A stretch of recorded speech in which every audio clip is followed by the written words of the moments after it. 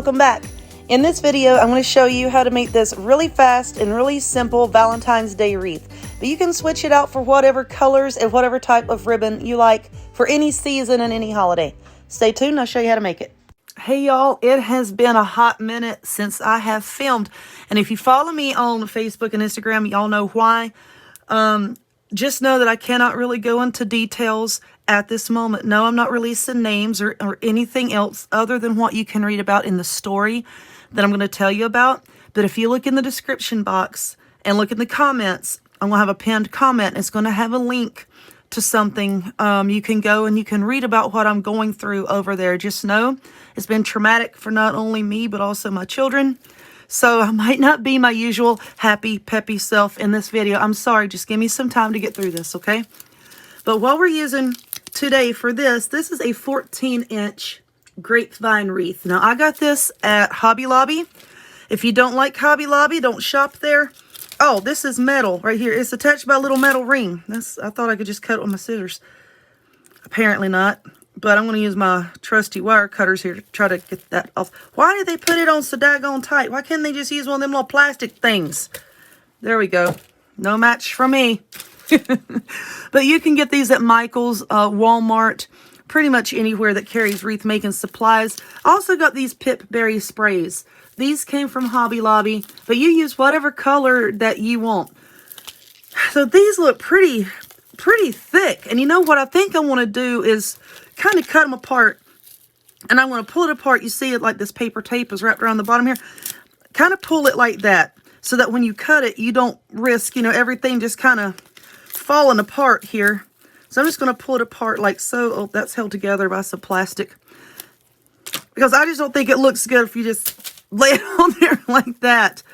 So let me pull this apart and get some floral wire. And we'll see what we can do with it. I'm trying to see which side would be best to put these on.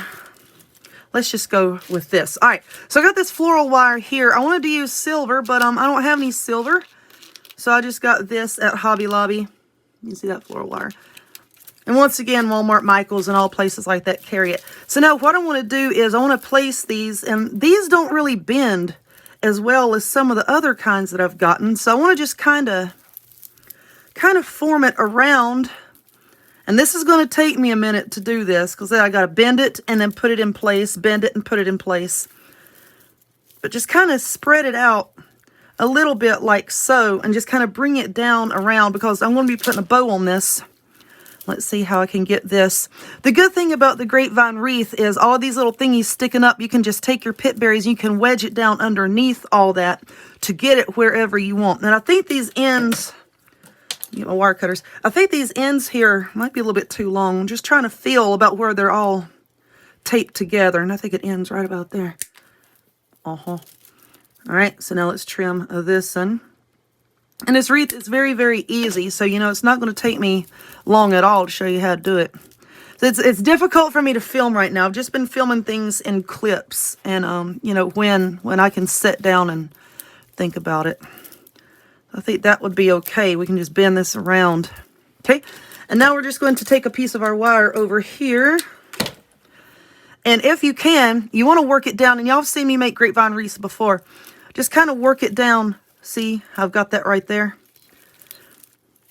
If you can't work it down through the little vines here, depending on, how tightly it's woven, just wrap it around your whole wreath there. But I think I can get it. Okay. And you can always go back and put like a blob of hot glue on here just to make double sure that you have everything in place. And I'm just going to bring it around the back, twist it pretty tight. And then you want to trim that down, okay? And now I'm just going to do the same thing with the other pieces of these little berries. Let's see, there we go. I might trim this off. Now that I have it fastened down, I could trim it off and not worry about it all falling apart on me. So I'm just going to bring this down a little bit.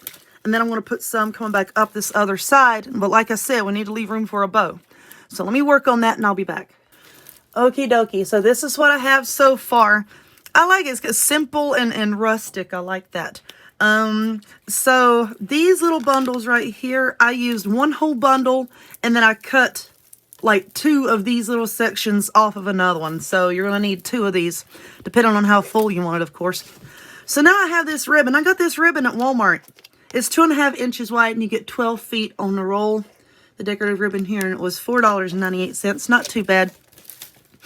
So now what I'm going to do is you take your ribbon here, and let's see about how wide we want our bow. Now remember, when you fluff up your bow, it's going to draw in and get smaller, right?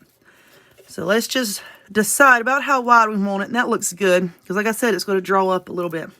Now just take your ribbon and fold it, okay? So you have a folded piece now. And then I'm going to cut that. And then I'm going to cut one more piece that length. I'll probably cut a third piece that length for the tail. And then we need to cut a smaller piece for the middle. And y'all have seen me make this bow many times before. It's one of my very favorite ways to make a bow. A no-tie bow. You know what? Let's do 3 loops. We can do that. We can do 3 loops. So my voice is kind of back to normal. Y'all know that I had a terrible case of laryngitis. And I had a cold. And it's rare that I get sick. It was just so odd that I was sick. But, you know, stress does that to you. So let's just cut another one for the tail. Doesn't have to be perfect. And then we'll just cut a small piece for the middle. And I have my trusty hot glue gun over here all heated up. Now, for 3 of these, oh Lord, I got particles everywhere. Now, for 3 of these, you want to just kind of fold it this way. And see, this is the pretty side, and the ugly side is on the inside. It's true for people too sometimes, isn't it? So now we can just glue that down, and I'm going to let that glue set up. And like I said, I'm going to do that for 3 of these pieces. Okie dokie. So now we have all 3 of our loops. And as you can see, this piece that I'm going to use for the tail, I have dovetailed each end. And I'm going to get another piece of wire. I don't like using this little cutter thing right here. I don't know. It's just me. I don't like it. No, sir, I don't like it. I don't know why. I just don't.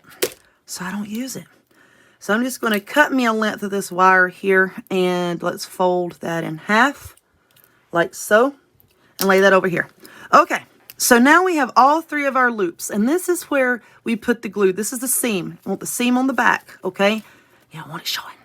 So now you're going to take each piece like this. Fold it in half towards you. And then this piece here. Fold that back. Okay. And then take that bottom and fold that back. See? And now it looks like a little bow tie. And we're going to do this for each one of these pieces. So fold it in half towards you. And this piece, fold that in half back. And then fold that in half back. And now I'm going to put it together. Now if your hands hurt, or you know, if you have limited mobility with your hands, you can use a clothespin to hold all these together. You can use a hair clip. There's these weird looking hair clips I use. Sometimes they're called penguin clips. You can use those. You can use quilting clips. Whatever helps you, you know. Whatever works best for you. So now we're just going to take this wire. And I'm just going to wrap it around the center. Try to pull it tight. Okay. Just try to pull it tight. Okay. And now that's holding everything together. I tried to get everything centered. I think I did it. I don't know. Now here's our tail. Not my tail. My ribbon tail. So fold it in half. And let's kind of gather it right here in the middle. Okay. That's going to be our tail. Like so. Let's see. Where's the back? That's the back. Okay. So I'm going to put that on the back there. And now I'm just going to wrap the wire around. It's just holding everything in place. Okay. And something's squeaking. Is this bow squeaking? I don't know, something's squeaking. Might be my cat over here playing with something. I've got a little blind kitten. And likes to play in here. Okay. So now you bring the tails down. Now let's take a look. I think that looks okay. Now this little piece here, we're going to use that for the center. So I'm just going to kind of fold this over like so. And then fold this over kind of like in thirds. Okay. Like so. And that's going to be our center. Stop. So here's the back of the bow. I'm just going to put a blob of glue. I said I was. I'm just going to put a blob of glue right there. I'm going to take the end and hold it down.